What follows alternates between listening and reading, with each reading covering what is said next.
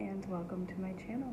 So today I just wanted to kind of start out this video as like my first one ever.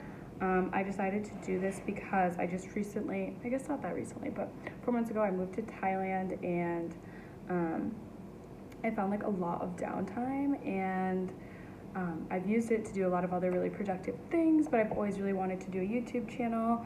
And I've been really struggling to blog as well, so I decided that maybe what I should do is just vlog where I don't talk, but we're gonna eat, and I'm gonna read these 10 questions to ask a traveler. So hopefully some of the questions that you guys have will be answered, and I don't have to like feel like I'm pulling teeth to answer them for you, because it's in a format that I'm actually okay with. The first question is favorite place so far. So I would say this is kind of a difficult question, because at the end of the day I'm going to say that my favorite city is the one that I'm stationed in, which is Tassala, which is a small town just outside of the city of Nakhon Si Thammarat in the province of Nakhon Si Thammarat. It's in the south of Thailand. The reason for that is because I teach here, I love the people here, and I really like all the food, I love the restaurants, I love all of that. So, I mean, it's not really a fair question because this is the place that I'm experiencing the most, and I just love my students and my teachers. But if we're gonna base it off of like, you know, places not here where I'm living, I would say my favorite place so far, Thailand. So it's north, like near Chiang Mai and Chiang Rai, and it's my favorite because it's just so beautiful. Like, you cannot beat it. I remember we went there for my teacher trip, which is like once a year all the teachers go on a trip together, and I was very lucky and blessed to go with my teachers to northern Thailand. You do take a bus, which is an experience in and of itself, and I actually didn't really mind it because not much really bugs me, I guess. I think I've like learned a lot about being Sabai and not letting too much get to me anymore. So yeah, we got picked up at 2 a.m. and I was woken up at 5 a.m. by karaoke on the bus, but you know what, you just go with it. And so I remember taking the buses up into the mountains, and we stayed in this like beautiful place, like literally tucked in the mountains of Thailand, and it was just something you can only dream of. So beautiful.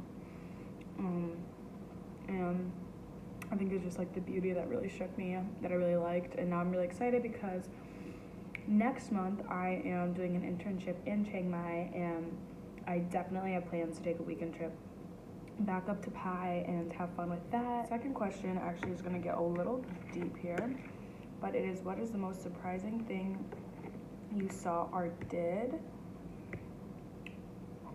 so far? I mean, I would say it's like weird, but most surprising thing I've dealt with, at least thus far, is the way that death is handled here. And I had to write about it a lot because one of my students had passed away, and he was a great student, and he was an integral part of the community, and I could see that my students were very upset and very like hurt, clearly because this is someone that they had grown up with, and Thailand there's very tight-knit communities. So that was really hard for me to see, but the thing that was really hard is, and people don't want to make other people upset, and there's like beauty to that. But then on the other side, it was just really hard that I felt like my students didn't necessarily have an outlet to show how upset that they were. And, you know, at the end of the day, once I started writing, because I didn't know why I was so upset when this happened, and I just kind of didn't want to get out of bed. I didn't want to do much, and I didn't know why. And then I started writing, and I realized, like, I think I had more expectations, or I thought there was going to be an enlightening period of when I had experienced death here or had seen it be experienced in the community. And on a lot of forums that I had read about it, people talked about how they handle death better than they do in the United States. So I guess I was like interested in maybe seeing that and hoping that it would help me, you know, in the future. But I came to the conclusion that there is no right way to deal with death, and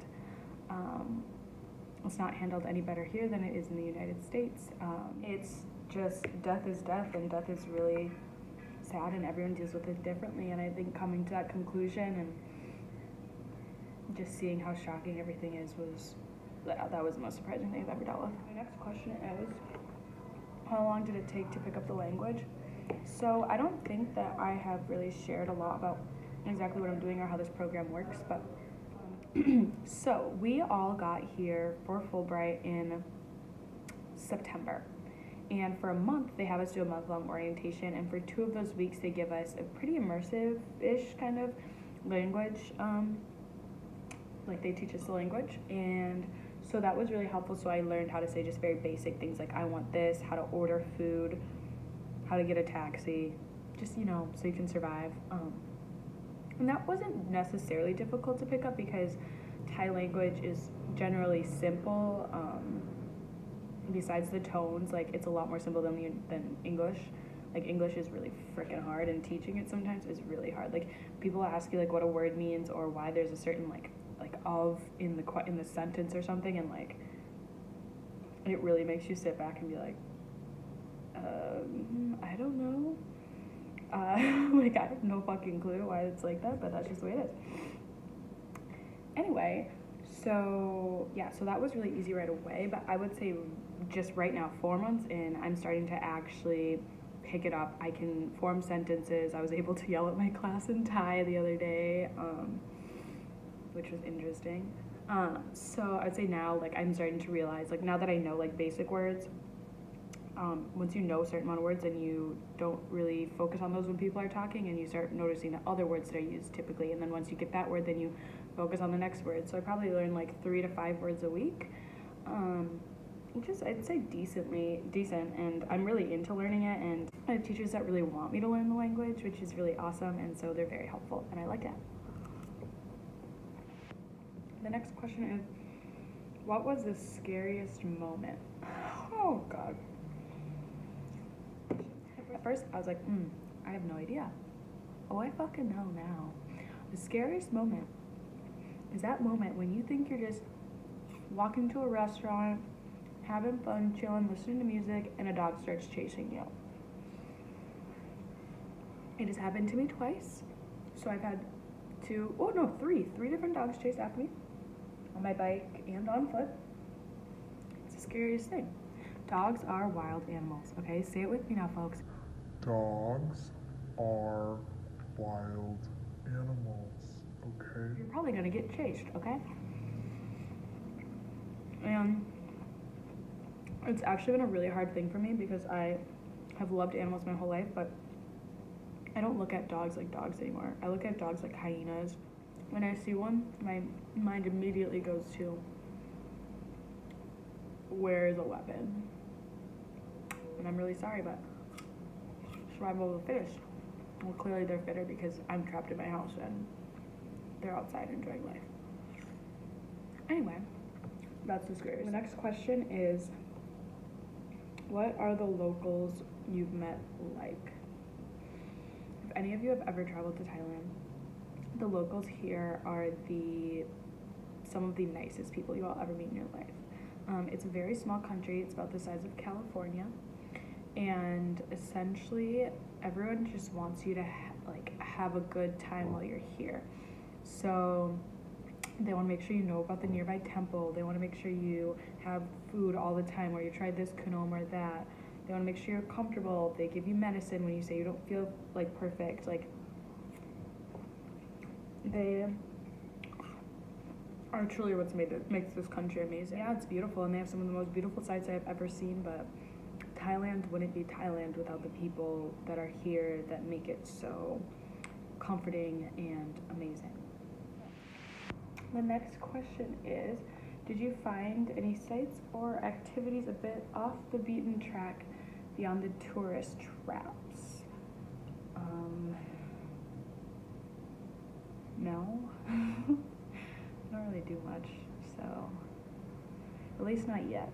There's a lot of travel plans that are coming, and we will keep you updated. Wow, I look very lame. I've been here 4 months, and I have not found a track off the beaten path.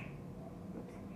What is your favorite meal? My favorite meal is not my stomach or my booty hole's favorite meal, but it is my taste buds' favorite meal, okay? It is tom yum goong, tom yum goong.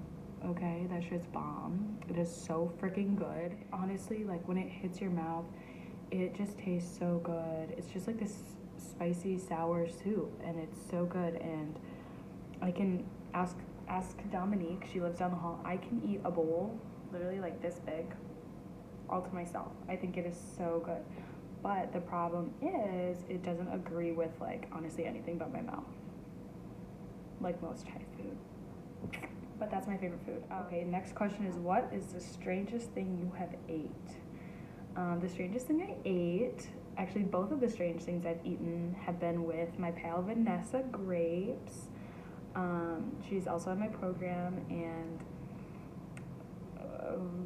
let's just say when we're drunk, we're very adventurous, I guess. So one was on Khao San Road. We both split, actually on more than one occasion, we split some scorpions. Honestly, they just taste like chips. They're pretty good. They add all the seasoning on it. They're not like, obviously we have Thai people here. They know how to season their shit. I liked it. Probably healthier than a bag of chips. Probably it is healthier. And then the second thing was also with Vanessa Grapes, and it was in Kongen. And we had like those little white worms, maggots or whatever. And they're also deep fried with seasoning on them. And I just remember like it was my birthday night, okay, so like pretty not sober, and like honestly pretty browned out. All I remember is just handfuls of these little worms just going into my mouth, just going in there. And the thing is, we were hungry. Like we had dinner at like 8, and we stay out. When we go out, we stay out late, like probably not coming home before like 3:34, which is just wild. But anyway, so those were the two things that were just a little strange. More questions. What was the funniest, strangest, most insightful thing a local has said? I have the funniest, and it's easy, hands down the easiest thing I can tell you. The funniest thing that a local has ever said to me was, and I've said this on my Snap story, but it was hilarious. So I decided to go on a late night adventure to get coffee with two people who live in my hotel, two men. One was 60 and the other's 40. I didn't think it was that weird. Honestly, it's fine. People in America are like, oh my God, why would you do that? Blah, blah, blah. They're harmless. They're fine. So we went and we were getting coffee, and then we were talking about exercise. It still makes me laugh. And they're like, do you exercise? I was like, yeah, but I don't buy Fitnet, like I buy Fitnet gym. I don't go to the gym. And one of them was like, oh, well, I go to the gym. And the other one was like, I don't. I work out on bed. And it was so funny. Like, he did not realize what he said, but then I looked at him like I thought he was honestly trying to be like sexual and creepy, and I was like, what? And then he like thought about it, and he was like, oh my God, no sex, and like starts freaking out. And then I have just never, we both started crying laughing, and I don't know him and he doesn't know me, but it was hilarious. God, it was so fun. And then most insightful thing, I actually haven't heard many insightful things, but I would say more so like the nature of the people here is just insightful in and of itself. The way they handle life and go through everything and are just very relaxed and sabai and kind of know what's important is really cool. And I really like that. And the next one is, where would you revisit? Would you ever move to the place, to like where I am? I would revisit honestly every place I've been to so far. Why wouldn't I? It's Thailand. And would I ever move? Yes, I would. There are just so many options for what I could be doing after Thailand, and I would never put coming back and living here on the bottom. I would honestly put it in top 3. My mom might hate me for that, but if she came here, she would understand, but she won't, so. And she's gonna be mad that I just said that, but I'll let you know when I get that message from her. Anyway, that is all I have today, and if there's any specific questions I guess you have about Thailand, about me being here, anything you wanna know, drop it in a comment, send me a message, and I would love to let you know. Bye.